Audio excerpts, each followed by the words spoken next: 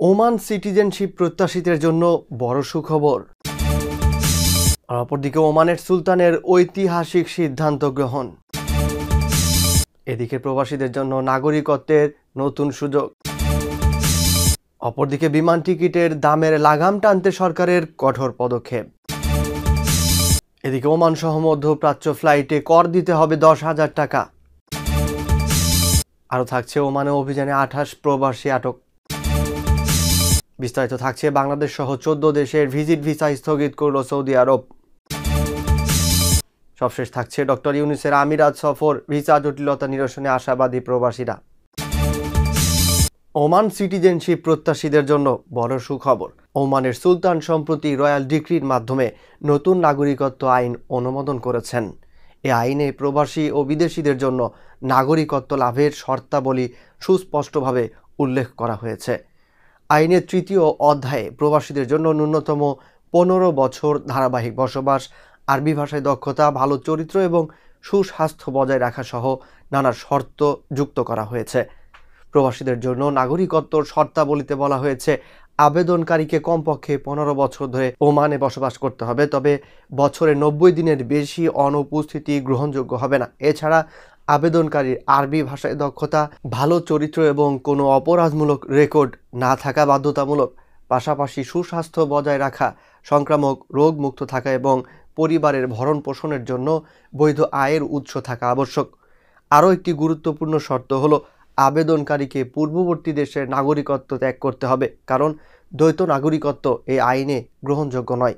বিবাহের মাধ্যমে নাগরিকত্ব লাভের সুযোগও এই আইনে উল্লেখ করা হয়েছে।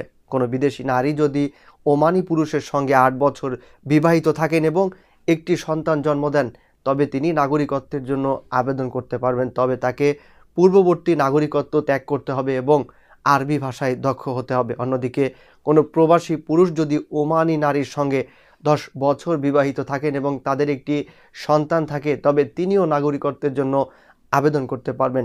এক্ষেত্রেও আরবি ভাষায় দক্ষতা, ভালো আচরণ এবং পূর্ববর্তী নাগরিকত্ব ত্যাগের শর্ত প্রযোজ্য হবে। এছাড়া বিশেষ শর্ত সাপেক্ষে ওমানি পুরুষের বিধবা বা বিবাহ বিচ্ছিন্ন স্ত্রী এবং তালাকপ্রাপ্ত ওমানি নারীর সন্তানরাও নাগরিকত্বের জন্য আবেদন করতে পারবেন, তবে তাদের জন্য নির্দিষ্ট শর্তাবলী পূরণ করা আবশ্যক। এই নতুন আইনটি ওমানের সামাজিক ও সাংস্কৃতিক মূল্যবোধ সংরক্ষণের লক্ষ্যে প্রণয়ন করা হয়েছে।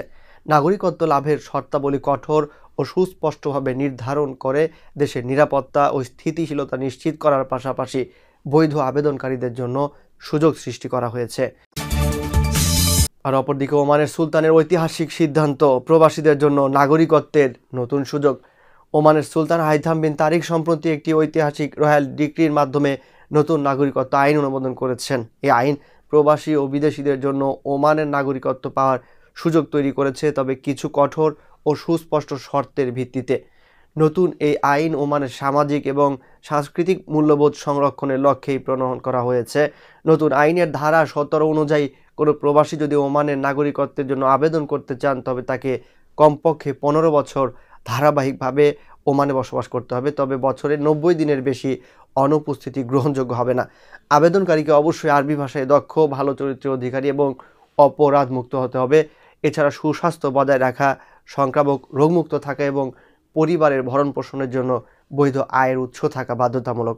আরও একটি গুরুত্বপূর্ণ শর্ত হলো, আবেদনকারীকে পূর্ববর্তী দেশের নাগরিকত্ব ত্যাগ করতে হবে, কারণ দ্বৈত নাগরিকত্ব গ্রহণযোগ্য নয়। আইনের ধারা 19 অনুযায়ী কোনো বিদেশি নারী যদি ওমানি পুরুষের সঙ্গে 8 বছর বিবাহিত থেকে একটি সন্তান জন্ম দেন, তবে তিনি নাগরিকত্বের জন্য আবেদন করতে পারবেন, তবে তাকে তার পূর্ববর্তী নাগরিকত্ব ত্যাগ করতে হবে এবং আরবি ভাষায় দক্ষ হতে হবে। অন্যদিকে ধারা 18 অনুযায়ী কোনো প্রবাসী পুরুষ যদি ওমানি নারীর সঙ্গে 10 বছর বিবাহিত থাকেন এবং তাদের একটি সন্তান থাকে, তবে তিনিও নাগরিকত্বের জন্য আবেদন করতে পারবেন। এক্ষেত্রেও আরবি ভাষায় দক্ষতা, ভালো আচরণ এবং পূর্ববর্তী নাগরিকত্ব ত্যাগের শর্ত প্রযোজ্য হবে। আইনের ধারা 20 ও 21 অনুযায়ী শর্ত সাপেক্ষে ওমানি পুরুষের বিধবা বা বিবাহ বিচ্ছিন্ন স্ত্রী নাগরিকত্বের জন্য আবেদন করতে পারবেন।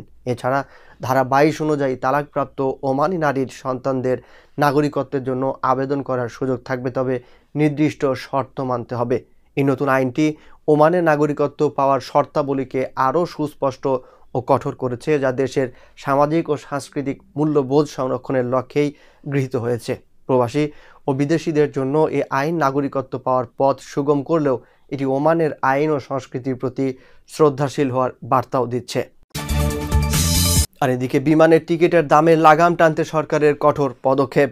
বাংলাদেশ থেকে বিদেশগামী যাত্রীদের জন্য বিমান টিকিটের অস্বাভাবিক মূল্য বৃদ্ধি রোধে কঠোর ব্যবস্থা নিতে যাচ্ছে সরকার। এ বিষয়ে প্রবাসী কল্যাণ ও বৈদেশিক কর্মসংস্থান মন্ত্রণালয়ের এক জরুরি সভা অনুষ্ঠিত হয়। সভায় সভাপতিত্ব করেন প্রবাসী কল্যাণ ও বৈদেশিক কর্মসংস্থান উপদেষ্টা ডক্টর আসিফ নজরুল। সভায় বিমান টিকিটের মূল্য বৃদ্ধির পেছনে দায়ী চক্র ও তাদের অপকৌশল চিহ্নিত করে তা বন্ধে কঠোর সিদ্ধান্ত নেওয়া হয়। সভায় বিমান টিকিটের দাম বাড়ার প্রধান কারণ হিসেবে চিহ্নিত করা হয় নামবিহীন গ্রুপ সিট বুকিং ও টিকিট মজুতদার সিন্ডিকেটের কার্যক্রম। ট্রাভেল এজেন্সিগুলো পাসপোর্ট, ভিসা বা যাত্রীর তথ্য ছাড়াই অগ্রিম আসন বুকিং করে রাখছে, ফলে কৃত্রিম সংকট তৈরি হচ্ছে এবং দাম বাড়ছে। এছাড়া মধ্যপ্রাচ্য সহ বিভিন্ন রুটে অর্থাৎ রিয়াদ, দাম্মাম, জেদ্দা, ওমান, দোহা, কুয়ালালামপুর সহ বিদেশি এয়ারলাইন্সগুলোর টিকিট মজুতদারির অভিযোগও উঠেছে। এর ফলে ওমরা যাত্রী ও বিদেশগামী শ্রমিকদের জন্য নির্ধারিত টিকিট চড়া দামে বিক্রি করা হচ্ছে। সরকার টিকিটের মূল্য বৃদ্ধি রোধ ও বাজার নিয়ন্ত্রণে নিম্নলিখিত কঠোর পদক্ষেপ নিয়েছে। নাম পাসপোর্ট ছাড়া টিকিট বুকিং নিষিদ্ধ। এখন থেকে যাত্রীর নাম, পাসপোর্ট নম্বর ও পাসপোর্ট কপি ছাড়া কোনো বিমান টিকিট বুকিং করা যাবে না। বুকিংয়ের 72 ঘন্টার মধ্যে টিকিট ইস্যু বাধ্যতামূলক। বুকিং করার 72 ঘন্টার মধ্যে টিকিট ইস্যু করা না হলে তা স্বয়ংক্রিয়ভাবে বাতিল হয়ে যাবে। গ্রুপ বুকিংয়ের শর্ত কঠোর করা হয়েছে।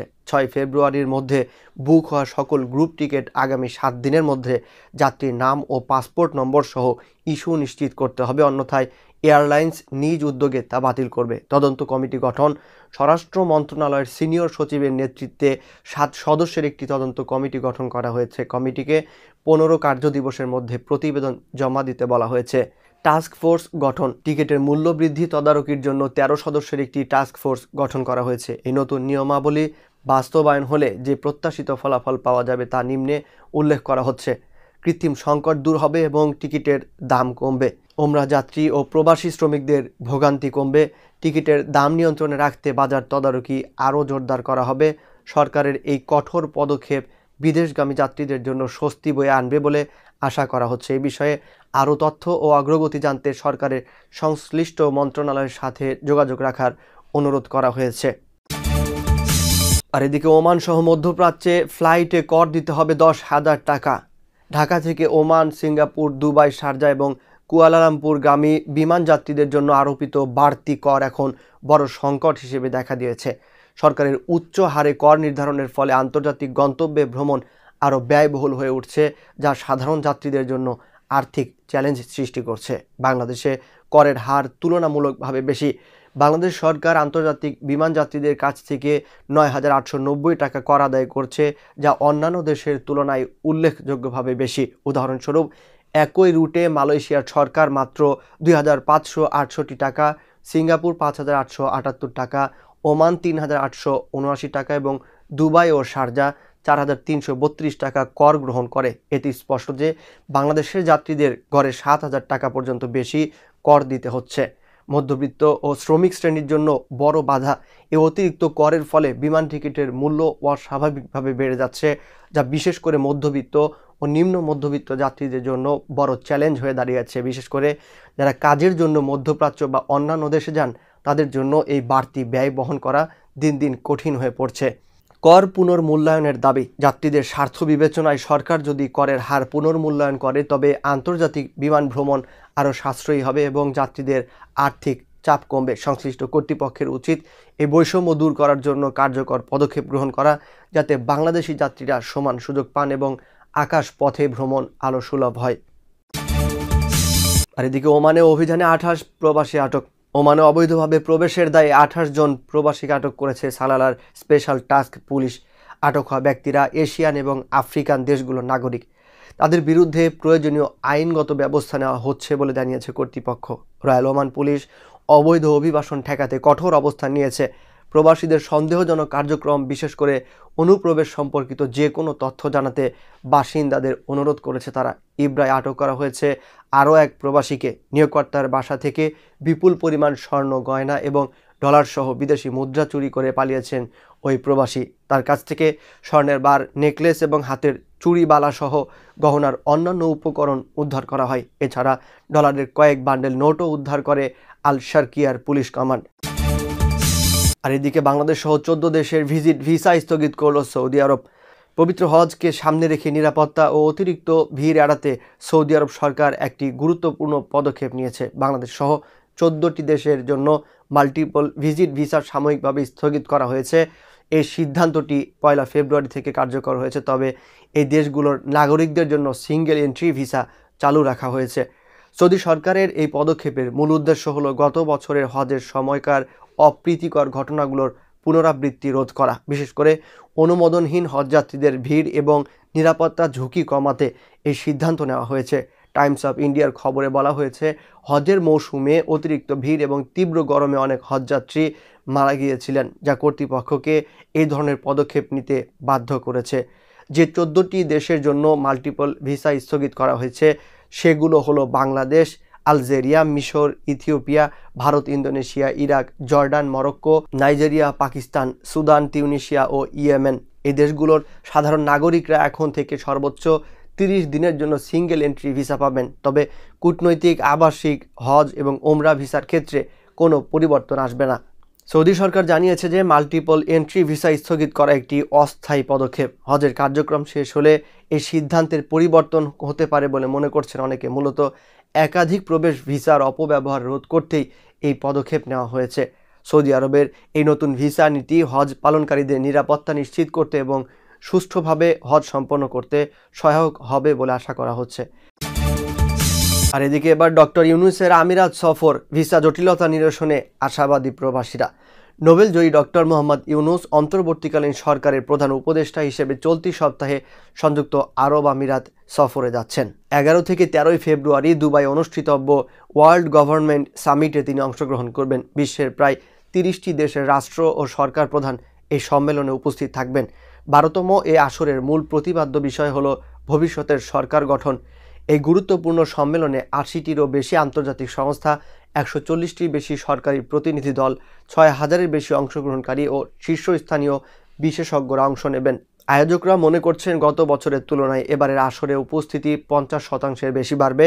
বিশ্বের সরকারগুলোকে একটি সমন্বিত প্ল্যাটফর্মে নিয়ে আসাই এই সম্মেলনের প্রধান লক্ষ্য। এর মাধ্যমে অর্থনৈতিক, সামাজিক ও সরকারি অগ্রগতিতে ন্যায়সঙ্গত উন্নয়নকে উৎসাহিত করা হয়। সম্মেলনে বিশ্ব নেতারা প্রযুক্তি, স্বাস্থ্য, মিডিয়া, বিমান চলাচল, পরিবহন ও পর্যটন সহ গুরুত্বপূর্ণ বৈশ্বিক বিষয় নিয়ে আলোচনা করবেন। ডক্টর ইউনূস ইতোপূর্বে বেশ কয়েকবার সংযুক্ত আরব আমিরাত সফর করলেও অন্তর্বর্তীকালীন সরকারের প্রধান উপদেষ্টার দায়িত্ব গ্রহণের পর এই প্রথম তিনি দেশটি সফরে যাচ্ছেন। তার এই সফর ঘিরে সেখানকার প্রবাসী বাংলাদেশিদের মধ্যে বিপুল প্রত্যাশা তৈরি হয়েছে। প্রবাসীরা মনে করছেন সরকার প্রধানের এই সফর বিভিন্ন কারণে অত্যন্ত গুরুত্বপূর্ণ। বিশেষ করে দুই দেশের মধ্যে আলোচনার মাধ্যমে ভিসা জটিলতা নিরসন সহ বাণিজ্যিক সম্পর্ক সম্প্রসারণে এটি গুরুত্বপূর্ণ ভূমিকা রাখতে পারে। দুবাইয়ের ফ্রুটস অ্যান্ড ভেজিটেবল মার্কেটের ব্যবসায়ী মোহাম্মদ আজিম তালুকদার বলেন, যেহেতু আমিরাতের উচ্চ পর্যায়ের নেতাদের সঙ্গে ডক্টর ইউনূসের বৈঠক হবে, তাই তারা আশা করছেন সেখানে তিনি বাংলাদেশিদের ভিসা জটিলতার বিষয়টি তুলে ধরে এর নিরসনে উদ্যোগ নেবেন। শারজাহ প্রবাসী ব্যবসায়ী ও সংগঠক শাহাদাত হোসেন বলেন, আমিরাতে দক্ষ শ্রমিকের চাহিদা রয়েছে। বাংলাদেশি ব্যবসায়ীরাও তাদের প্রতিষ্ঠানে দেশীয় শ্রমিক নিতে চান, কিন্তু ভিসা জটিলতার কারণে ভিনদেশি শ্রমিক দিয়ে ব্যবসা পরিচালনা করতে হচ্ছে। শ্রমিক ভিসার সমাধান করা গেলে আমাদের রেমিটেন্স বাড়বে। এর আগে গত মাসে দুবাই কালচার অ্যান্ড আর্টস অথরিটির চেয়ারপারসন শেখ লতিফা বিনতে মোহাম্মদ বিন রশিদ আল মাকতুম সুইজারল্যান্ডের দাভোসে ওয়ার্ল্ড ইকোনমিক ফোরামের বার্ষিক সম্মেলনের ফাঁকে মোহাম্মদ ইউনূসের সঙ্গে এক দ্বিপক্ষীয় বৈঠকে তাকে এই সামিটে যোগ দেওয়ার আমন্ত্রণ জানিয়েছিলেন। প্রবাসের সকল আপডেট খবর পেতে আমাদের চ্যানেলটি সাবস্ক্রাইব করে সঙ্গেই থাকুন।